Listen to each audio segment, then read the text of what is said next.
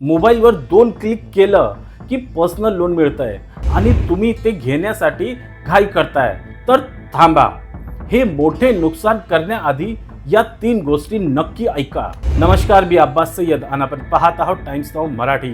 पहिली चूक आपण काय करतो, ज्या बँकेत आपला खाता आहे तिथेच लोन मागतो. असं करू नका. कमीत कमी 3 ते 4 बँकेचे रेट चेक करा. 1% फरक सुद्धा तुमचे हजारो रुपये वाचू शकतो.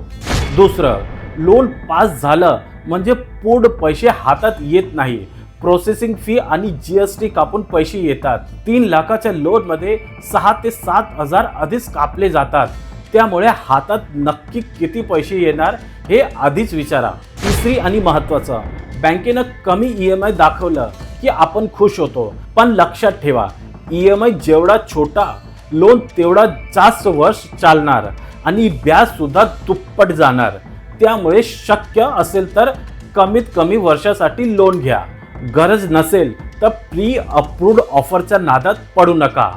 हा व्हिडिओ लोन घेणाऱ्या तुमच्या मित्र मैत्रिणींना नक्की शेअर करा आणि अशाच कामाची माहिती पाहण्यासाठी आमच्या चॅनलला लाईक करा, शेअर करा, सबस्क्राईब करा.